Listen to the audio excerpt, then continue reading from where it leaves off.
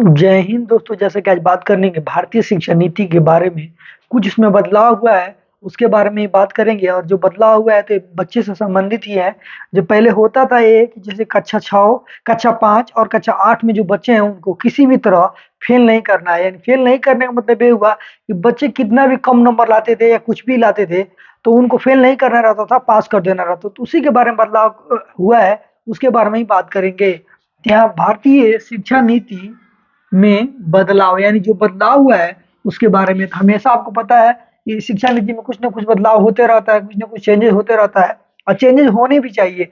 चाहे उसकी नौकरी देने के बाद किया जाए, चाहे बच्चों को पढ़ाने की बात किया जाए, किसी न किसी परिवर्तन होना चाहिए क्योंकि परिवर्तन ही संसार का नियम है। देखा जाए तो नो डिटेशन पॉलिसी क्या है, यानी जो इसका जो पॉलिसी है उसका मतलब क्या है। इसका मतलब सीधे हुआ कि देखिए यहाँ दो भागों में विभाजित करेंगे। पांचवी पांचवी क्लास, कक्षा 8वीं, कक्षा छात्र छात्रा छात्र छात्रा इस हिसाब से हम समझेंगे कि क्या क्या बदलाव हुआ है और इससे इससे इसका मतलब क्या होगा। तो मतलब यही होगा कि जैसे पहले जो पढ़ाई होता था स्टूडेंट में सरकारी या प्राइवेट विद्यालयों में, तो नियम ये लगा था कि 5वीं और 8वीं कक्षा के पढ़ने वाले बच्चों को किसी भी परिस्थिति में उसको हतोत्साहित नहीं किया जाए, उसको पास कर दिया जाए। तो पास करने के लिए कहा जाता था कि उसको पास किया जाए, यानी पास यानी कितना भी कम नंबर लाए, कितना भी कम कम नंबर लाए, यानी कम नंबर लाए तभी भी इसको पास करना है और ज्यादा नंबर लाए तो है पास तो ही है। लेकिन अब ये हुआ है इस पॉलिसी के तहत अब बच्चा को फेल नहीं करना है।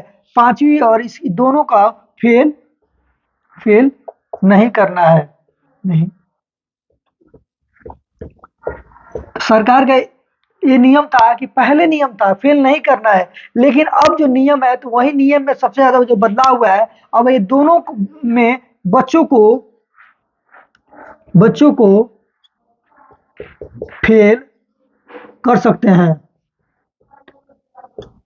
यानी नंबर कम लाए तो उसको हम फेल कर सकते हैं। ये कहने का मतलब ये नहीं है कि बच्चा अगर कम नंबर लाया तो उसको पास कर दिया जाए। अब ये नियम बदल गया है आज के दिन में कि बच्चों को फेल भी कर सकते हैं। अगर देखिए फायदा की बात किया जाए अगर शांत होकर, तो देखा जाए क्या होता था। जैसे अगर मान लीजिए कोई किसी लायक नहीं है, उसको पाँच में कक्षा में पढ़ रहा है और पढ़ने में तेज नहीं है, तो क्या होता था उसको पास कर देता था। तो क्या होता था कक्षा 5 से 6 में चला जाता था। एक क्लास टपा मतलब चला गया एक क्लास में। जब एक क्लास में चला गया तो ये बताइए जब 5 में ही ज्ञान नहीं था तो 6 में जाएगा तो क्या उसको जानकारी होगा।